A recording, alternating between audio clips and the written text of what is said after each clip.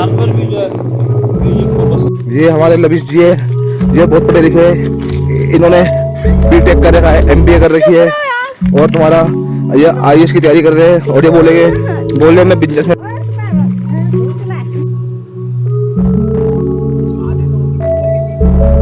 Friends, आप जीतो जिंदगी का हर match final. Welcome to my channel. एक बार फिर मैं हाजिर।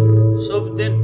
आज का मेरा कॉन्सेप्ट है उत्तरांचल की दिनचर्या, कैसे कैसे वहाँ पे जो है लोग बाग जो है रहते हैं, या मतलब दिनचर्या जो भी होती है उससे मैं रूबरू करवाऊँगा। चलिए ब्लॉग की तरफ। ये एक नदी के तालाब का सीन। फ्रेंड्स, हम सभी लोग गांव से ही बिलोंग करते हैं, करीब 70% लोग तो गांव से ही हैं। तो हमारी जो गांव की ज़िंदगी है, हम उसको कभी कभी याद तो हमें आती है। दोस्तों, ये पर्वतमालाएं दिखाई दे रही है, पेड़ पौधे दिखाई दे रहे हैं घने, ये हमारे जीवन का आधार है। इनसे हमारा पर्यावरण संतुलित रहता है और यहाँ से हमें बहुत सारी चीज़ें, खनिज पदार्थ, पेड़ पौधे, कंदमूल, फल इत्यादि बहुत सारी चीज़ें मिलती हैं। तो जंगलों से हमें घर बनाने के लिए फर्नीचर और लकड़ी का सामान सब जंगलों से ही हमें उपलब्ध होता है, और हमारे पशुओं के लिए चारा भी जंगलों से ही उपलब्ध होता है। दोस्तों, पर्वतीय क्षेत्र में ऊंचा नीचा डांडे होते हैं, अड्डे सकते हैं, ना कि ट्रैक्टर। यहाँ पे बैल हमारी जो है या किसान की जो है एक रीढ़ हुआ करती है। दोस्तों, आज का ज़माना तो आधुनिक हो गया है, लेकिन किसी ज़माने में बैल को इतनी तवज्जो दी जाती थी कि बैल को एक मुख्य दाहिना हाथ माना जाता था किसान का, और बैल एकदम से हमारी रीढ़ की हड्डियाँ से कम नहीं हुआ करती थी। तो अब बैलों के ऊपर मैं एक गाना सुनाऊंगा। हिट बलिदा सरासरी रे, दिल दई मां जाने रे, हिट बलिदा सरासरी रे, दिल दई मां जाने रे, त्यार भर मिल बलिदा दई बोझ खाने रे, दई बोझ खाने। ये हमारे लविश जी है, ये बहुत पढ़े लिखे हैं, इन्होंने बीटेक कर रखा है, एमबीए कर रखी है और तुम्हारा ये आईएएस की तैयारी कर रहे हैं और ये बोले मैं बिजनेसमैन बनूंगा। बताओ, इतना पढ़ने के बाद ये बिजनेसमैन बनने की बोल रहे हैं, तो क्या होगा? देश खतरे में है। कुछ उम्मीद करते हैं।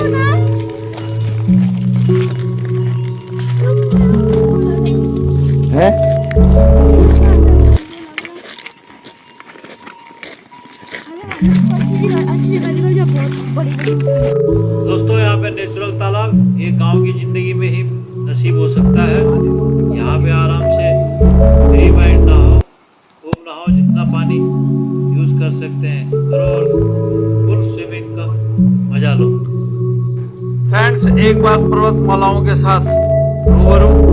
फ्रेंड्स, यहाँ पे जो आपको ये आवाज़ सुनाई दे रही है, ये आवाज़ जो है छोटे छोटे जीव जंतु होते हैं, तो उनकी आवाज़ें हैं। तो आप यहाँ पे निस्पीकर होते हैं, बिंदास होते हैं। फ्रेंड्स, ये पेड़ पौधे दिखाई दे रहे होंगे आपको। तो ये पेड़ पौधे हमारे जीवन का आधार तो होते ही हैं। हम शहरों में बैठे हुए हैं या ऑफिस में बैठे हुए हैं, लेकिन जो चीज़ें हम यूज़ कर रहे हैं, कागज़ कर रहे हैं या कोई फर्नीचर का सामान कर रहे हैं, कुछ भी कर रहे हैं, रबड़ का हुआ, प्लास्टिक का हुआ, ये सब जो है वनों से ही आता है। तो वनों का महत्व आप लोग समझ रहे होंगे।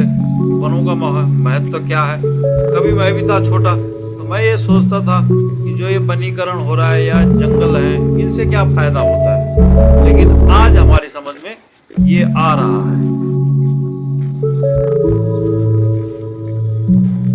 फ्रेंड्स, ये जो पर्वतीय क्षेत्र है, यहाँ जितने भी आपको एरिया दिखाई दे रहा है, यहाँ इंसान इनके अंदर जाता है और इनके अंदर उसको काम पड़ता है।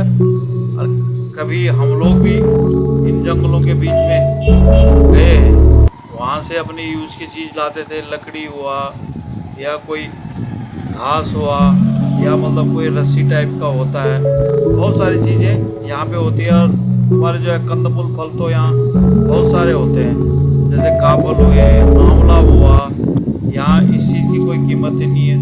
और क्या कहते हैं कि चीड़ चीड़ का भी फल होता है, तो उसके भी फल लेने के लिए हम लोग जाते थे कभी।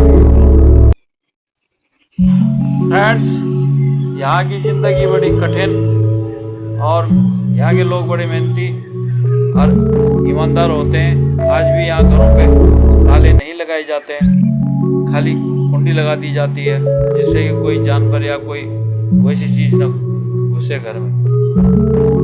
फ्रेंड्स, यहाँ पे टैक्सी से सफ़र हो रहा है, तो यहाँ का सफ़र भी कुछ अलग होता है प्लेन्स के सफ़र से। कभी भी आप कहीं हिल साइड में जाते हैं तो आप वहाँ के किलोमीटर पूछो कि फला जगह जो है कितनी दूर पड़ेगा, 50 किलोमीटर या 100 किलोमीटर। अगर 50 किलोमीटर कोई बताता है तो सीधे उसे प्लेन्स का 100 किलोमीटर समझिए, क्योंकि पहाड़ों में टेढ़े मेढ़े रास्ते होते हैं और उल्टे आने की भी चांस होते हैं, और रोड भी इतने चौड़े नहीं होते कि जितना प्लेन्स में होते हैं। एक बार का वाक्य मैं जिक्र करूं कि एक बार हम हल्द्वानी में खड़े थे। हल्द्वानी से किसी ने कहा चलो नैनीताल चलते हैं। हम नैनीताल चलने के लिए तैयार हो गए। नैनीताल गए जब हम, तो हमने पूछा कितनी दूर है, 50-60 किलोमीटर। मैं समझ गया कि ये 50-60 किलोमीटर भाई इतना आसान नहीं होगा। ये तो समझ रहे हैं कि 1-1.5 घंटे में पहुंच जाएंगे, लेकिन यार 2.5 घंटे से कम नहीं लगेंगे। टाइम लगा वही। हम लोग जब एक बार अप हुए फिर डाउन हुए, तो उसमें सारी थकान हमें अच्छी तरह से लग गई।